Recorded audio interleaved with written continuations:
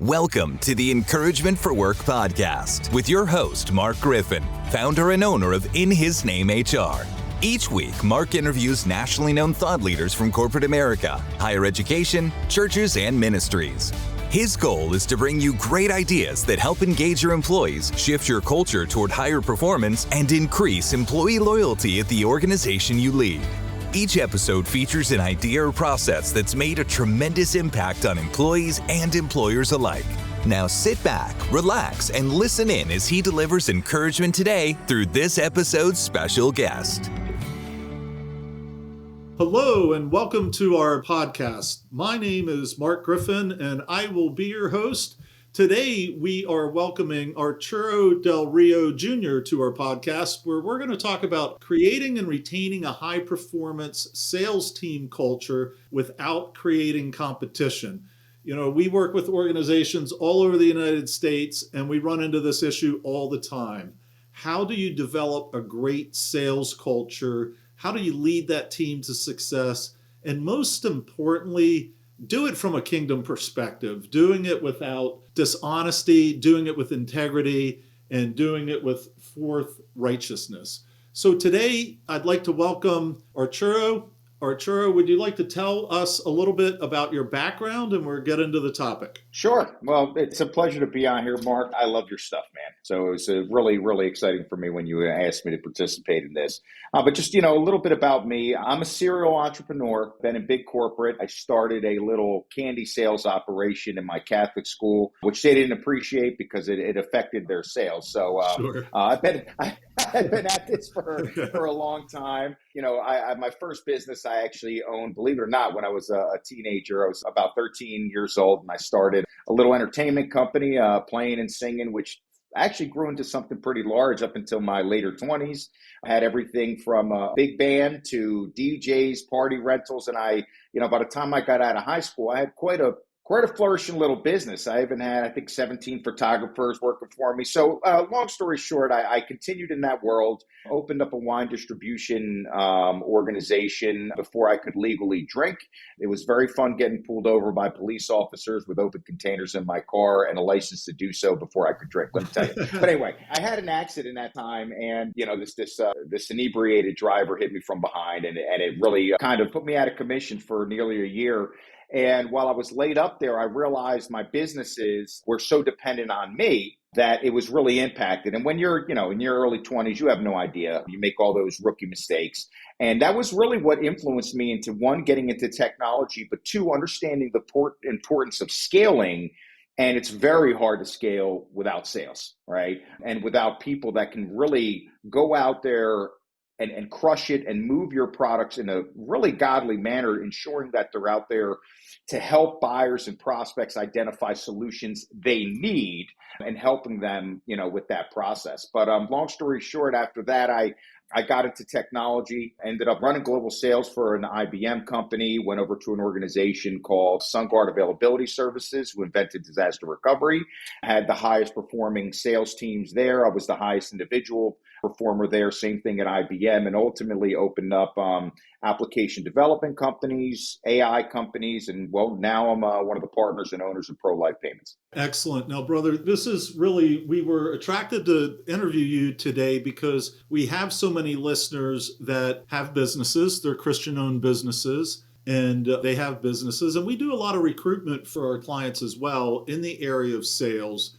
And sales is always a really difficult department or competency to manage. As we talk about this, do you want to kind of frame out what your thoughts are around creating and retaining this high-performance sales team? And then we'll get into the meat of the topic. Sure. So, there's this, I think, inaccurate but long-standing mentality that without the creation of heavy internal competition, it's going to be impossible to get a group of high performers. There's this feeling that the motivation, to be the best is really the only way, the individual be the best is the only way to get that kind of a culture that functions. But that kind of goes against, number one, the nature of godly charity and brotherly love we're supposed to share as Christians with the intent of benefiting others more than ourselves. And believe it or not, even as a salesperson who is certainly motivated by compensation, there is a way to do both. These Sure. aren't mutually exclusive properties. And I think that's something a lot of people have missed, just doubling down on old school tactics. So that's excellent. So what you're saying is if you're going to have a sales team and you're going to motivate them, you literally have to provide them with key performance indicators.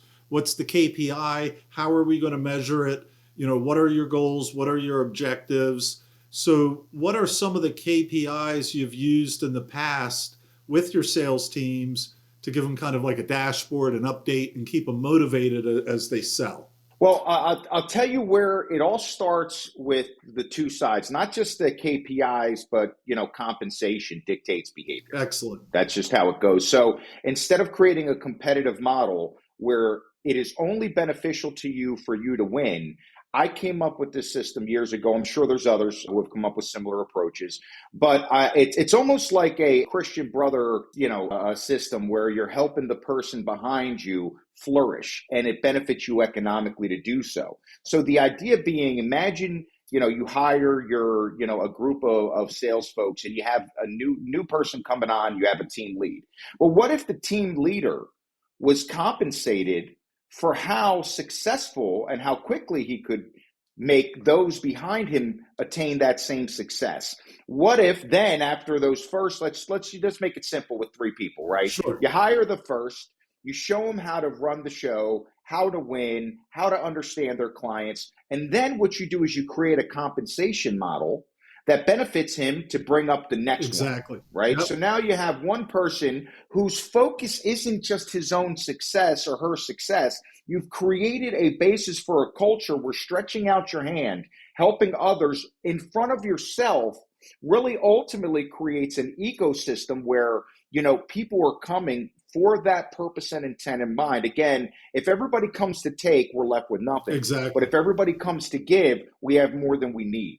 So, that's part of the mentality. That's excellent. So you're focusing on the totality of the employee, looking at their career, not just the key performance indicators, but also factors like some training they may need or leadership development, things of that nature. Am I tracking with you? Yeah, you're right. It's not only about creating an intelligent, and by the way, have a standard operating procedure. Don't wing it, please. Exactly. But the idea being here that you create a system for training, for ongoing improvement, for career pathing, for camaraderie, right? And then, of course, all the other KPIs. Well, what are the necessary calls and meetings? Those KPIs are easy for everyone to figure out. Exactly. You understand what your Sure. cost of acquisition is, and then you back into it. But if you haven't created that culture that breeds success in winners, and most importantly, getting new talent in is expensive. I remember, back at Sungard, and this is true for most,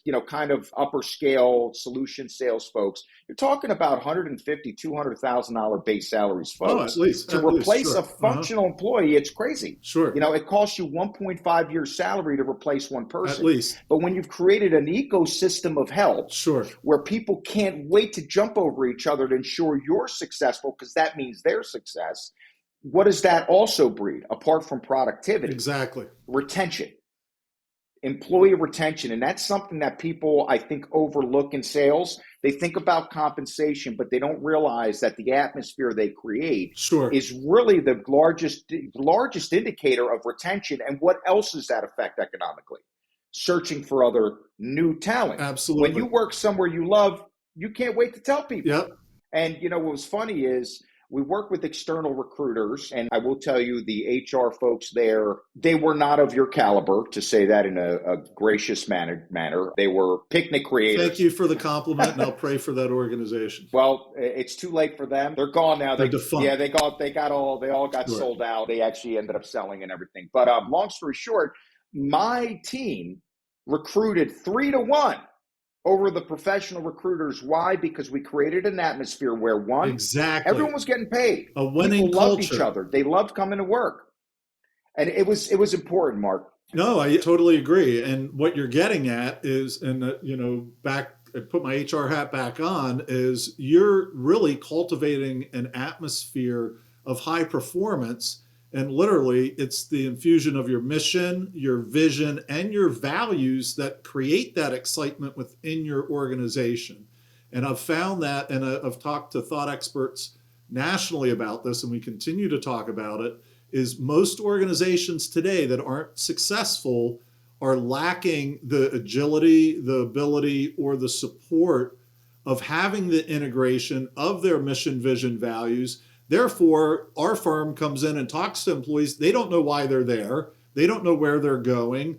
They don't know the values that the organization has. The organization has values defined, perhaps, but maybe the employees don't even know what those values are. Amen. So what you're talking about is creating excitement and getting the organization moving forward. It really reminds me of when I supported the Gatorade brand, and the vision was to be the number one sports beverage, right? And that was even before there were sports beverages out there. It was like before that even happened. So they articulate, hey, here's our vision. And then we got everybody within the Quaker Oats company to support that and back that. So is that kind of what you're talking about, presenting to our audiences, getting that esprit de corps, getting, a lot of energy around the sales efforts? Well, yeah, I mean, this is the thing. If you don't know where you're going, how can you get there?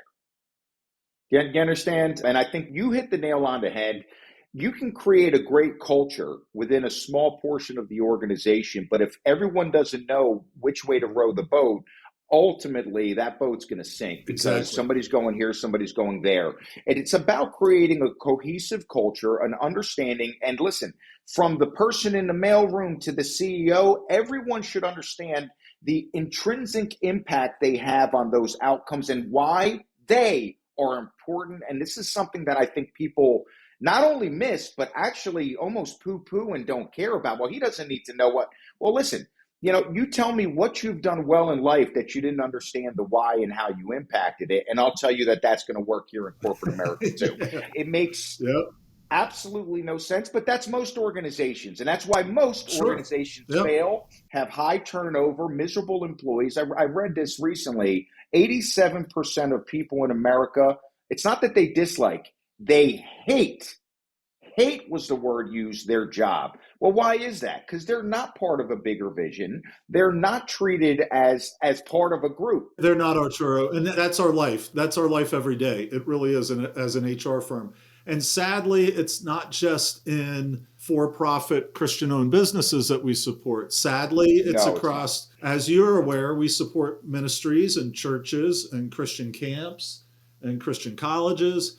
And sometimes they lack the same energy level, and people are there to support that mission, but they're still not certain why they're there and what it is that they should be doing to support that nonprofit, that ministry. So you make a very, very good point. And it's interesting, as we talk to all these thought leaders over the last couple of weeks and months, the same theme comes out constantly. The mission, vision, values comes out all the time as a core. Amen. Setting key performance indicators comes out as a core, because as we talk to employees and we say, how much do you have to produce in a day? Or, you look at a Christian college, how many students do you have to recruit a year for the college? You have all these different metrics, but many people aren't putting them in place to hold people accountable and also to create excitement around those metrics. So we have a few minutes left, Arturo. I would like to ask you, what is the most impactful project that you've done in the past that you could just bring a couple sound bites to our listeners, where you really watch the sales team? And this could, it doesn't necessarily have to be sales. It could be, a college that's recruiting students. It could be a variety of different ways. Sure. What did you do to really motivate that organization to take it to the next level? Well, there's no secret here. It's everything we just talked about. Without naming names, the organization really had the mentality we're talking about. Just go push the button and do what you're told. Well, within my team, I didn't feel that was appropriate. And listen, I take my leadership skills from great apostle to the Gentiles, Paul, you may note that he explains why Exactly. he's asking you to do things, where the benefit is to you and why he's asking you to do things. Well, I've always adopted that mentality. So much to the chagrin of executive leadership, even though I was on that team, I felt the need to share where we were going, why we were doing it, what the importances were. So ultimately, this created, the outcomes that we wanted, a cohesive team that produced, and frankly, actually produced more in that year than anyone had prior in a 40-plus year entity. That's incredible. Thank you so much for sharing that with us. We want to thank you for coming on our show. What attracted us to you is you're representing Pro-Life Payments. And in his name HR, if you look at the link in the description of this podcast, you can learn more about Pro-Life Payments.